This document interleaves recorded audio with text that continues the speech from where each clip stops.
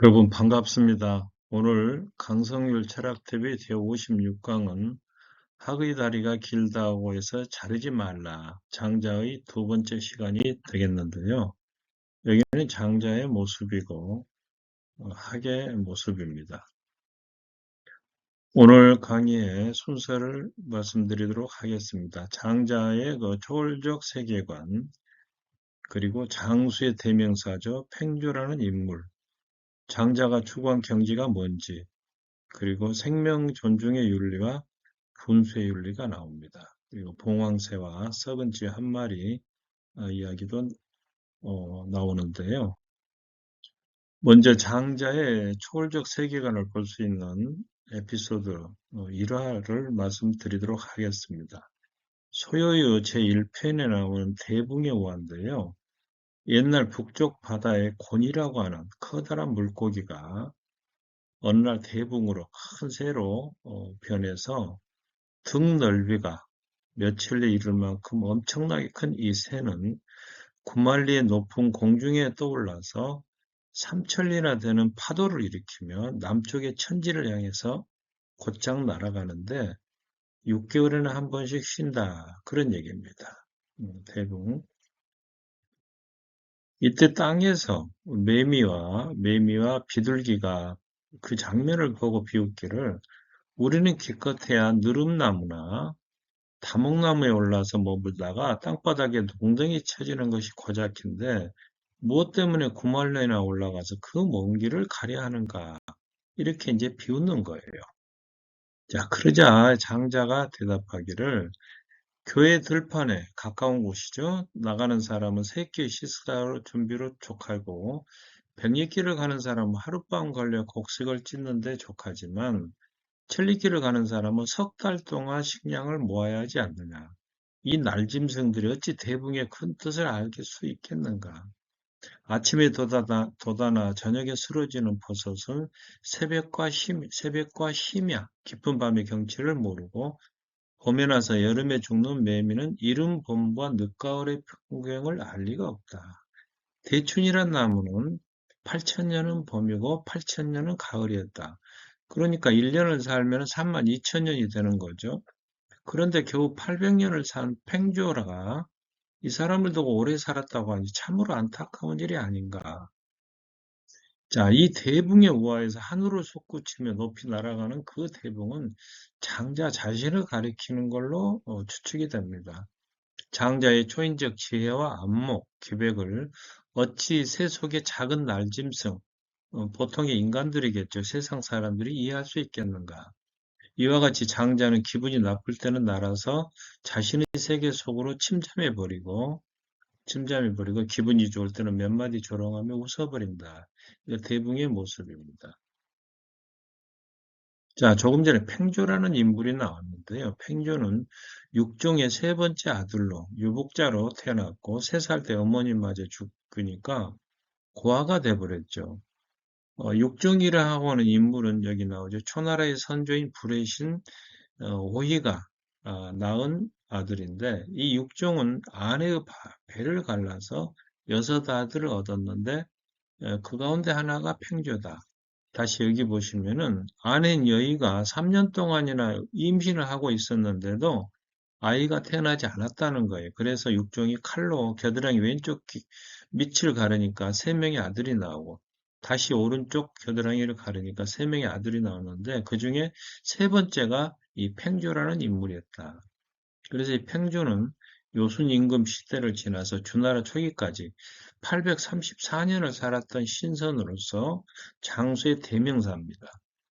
오랑캐 침범으로 나라가 소란해지자 서역으로 건너가서 100년을 보낸 적도 있었다고 하는데요. 평생 동안 49차례나 아내를 잃었고 54명의 자식들이 먼저 세상을 떠났습니다. 워낙 오래 사니까 그런 일을 겪었겠죠. 자, 장수한 비결을 물어보자. 장수한 비결을 우리가 생각할 때 이 팽조는 타고난 성품이 온화한 데다가 잡다한 일에 신경을 쓰지 않았고 헛된 명예나 재물을 추구하지도 않았다는 겁니다. 화려한 옷을 대수롭지 않게 여기고 오직 장생하는 법만을 추구했는데 늘 수정과 운목가루, 사슴뿔, 노경이라고 그러죠. 이걸 복용했다는 거예요. 이것은 마치 도교에서 주장하는 것과 비슷한데요. 또 말을 타지 않고 걸어 다녔다고. 우리 현대인들이 참고할 사항도 많은 것 같아요. 손에는 돈이나 식량 등 어떤 것도 지니지 않았고, 말수가 적고, 무엇을 자랑하거나 괴이한 일을 하지도 않았고, 또한 얼굴에는 노여움이 없이 항상 웃는 얼굴이었다. 그러나 팽조가 장수의 비결을 물어보자 침묵을 지켰다는 설도 있고, 또 다른 설에는 팽조가 맛있는 꽁탕을 끓이는 재주가 있었다는 거예요. 그래서 이 천재에게, 신화적인 인물, 천재에게 바치니 너무 맛이 있어서 800년 수명을 주었다. 그런 설입니다.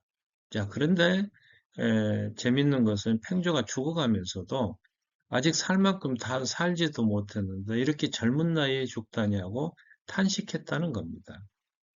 인간의 욕심은 한이 없죠. 자, 팽조가 갑자기 사라진 뒤에 70년이 지난 후에 어떤 사람이 유사국 서쪽 변두리에서 팽조를 보았다는 이야기가 있습니다.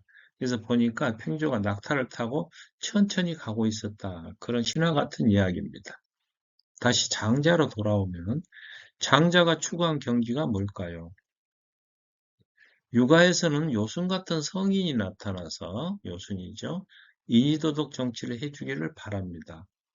물론 이제 요순 시대를 태평성대라고 우리가 부릅니다만은 요즘 설에는 이 사람들이 쿠데타로 뭐 정권을 찬탈했다는 설도 있고 이때 세상이 혼란스러웠다는 주장도 있고 그래요. 자, 노자는 무의 잔해의 정치를 기대했습니다. 노자와 장자. 그러니까 노자는 어느 정도 정치에 관심이 있었다는 거죠. 그러나 장자는 모든 것을 초월한 신인의 경지를 추구했다. 그의 초월적 세계관에서 기인한 걸로 보입니다. 장자는 생명 존중의 윤리를 강조했는데요. 육아의 인위적인 도덕을 비판합니다. 어떤 도덕을 사람에게 주입시키는 것은, 억지로 하도록 하는 것은 땅에 금을 그어놓고 달리게 하는 일처럼 답답하고 위험한 일이다. 그래서 생명 존중의 윤리를 들어보면은 참 놀라운 주장을 하는데요. 백인은 대의 명분, 명예를 위해서 쇠양산에서 아사하고 굶어 죽었고, 도택이라고 하는 도둑놈이 있어요. 이익과 욕망을 쫓아 살다가 동명산 위에서 처형되었다. 그러나 이 둘의 죽은 원인은 달라도 생명을 해치고 본성을 상하게 한 점에서는 같지 않느냐 그런 얘기입니다.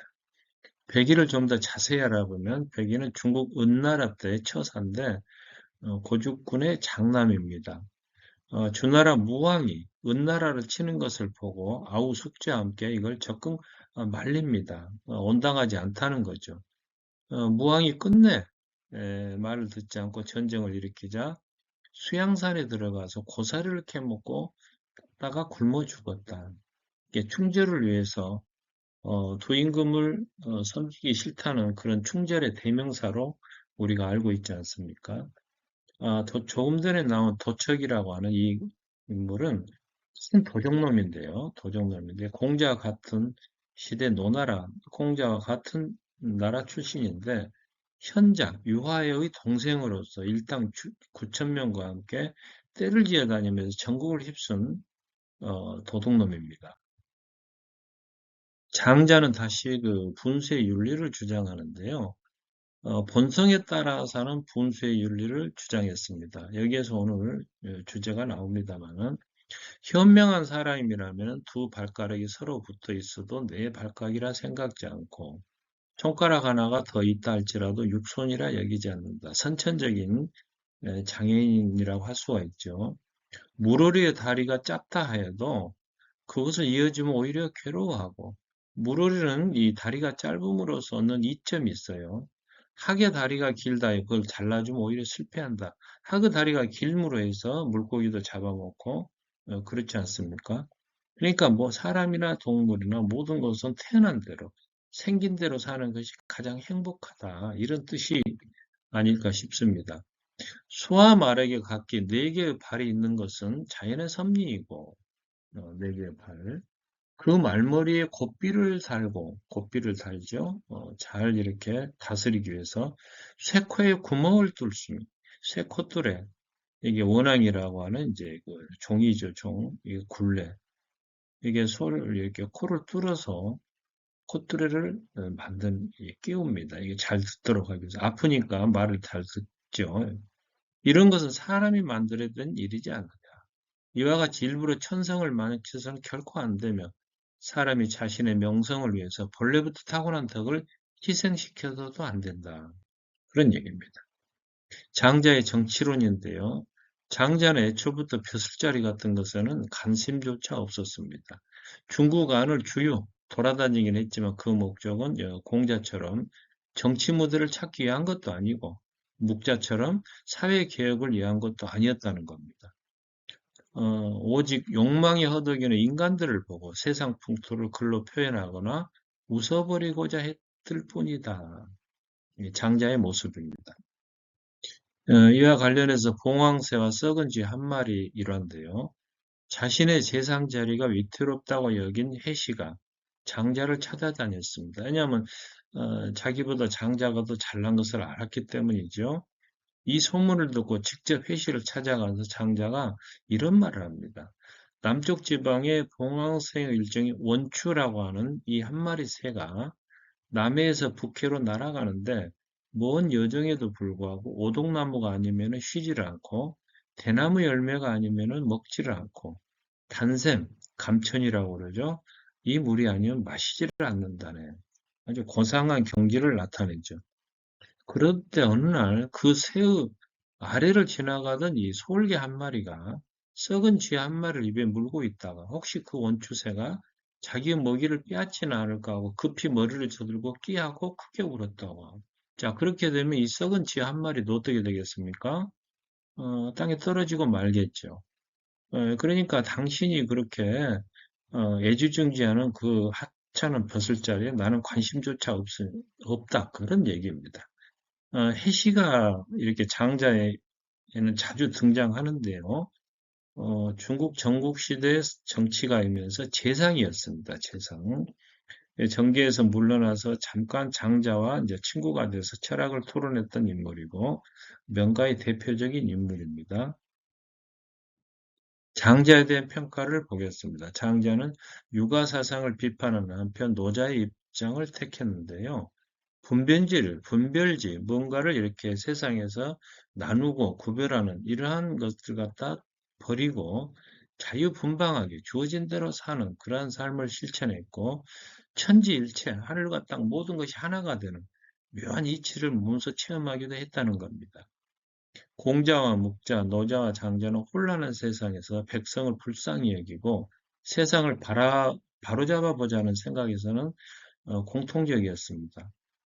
그러나 공자와 묵자가 직접 사회개혁에 뛰어들어서 대나무 쪼개듯이 문제를 해결하려고 했던 데 비해서 노자와 장자는 문제가 자연적으로 치유되기를 바랬던 거죠. 그러나 노자는 또 장자와 달라요. 자연의 원리와 그 응용 방법을 가르치고 어느 정도 사회 현실에 관심을 가졌던 데 비해서 장자는 인간이 천지와 한 몸이 되는 원리를 설파했다. 그런 얘기입니다. 오늘 강의를 정리해 드리도록 하겠습니다. 우리는 장자의 초월적 세계관을 대붕의 우화에서 엿볼 수가 있고 또 대춘이라고 하는 나무와 겨우 800년을 산 팽조 이야기를 들어봤습니다. 육아와 노자, 장자의 그 차이, 또 생명 존중의 윤리에서 백이숙제와 도척이나 생명을 해친 점에서는 똑같다. 생명을 소중히 여기한다. 그런 얘기고 분수의 윤리, 무르르의 다리가 짧다 해도 그것을 자르지 말고 학의 다리가 길다. 그것을 이어주지 말고 학의 다리가 길다 해서 그것을 잘라지 말아라.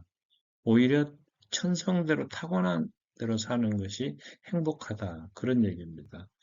장자는 벼슬 자리에 관심조차 없었다는 것을 봉황새와 썩은 쥐 한 마리 예화를 통해서 우리가 알 수 있었고, 장자는 자유분방함을 실천하고 천지일체의 묘리를 몸소 체험했으며, 인간이 천지, 대자연과 한 몸이 되는 원리를 설파했습니다. 오늘도 영상이 좋으셨다면 구독과 좋아요 부탁드리며 끝까지 시청해 주셔서 감사합니다.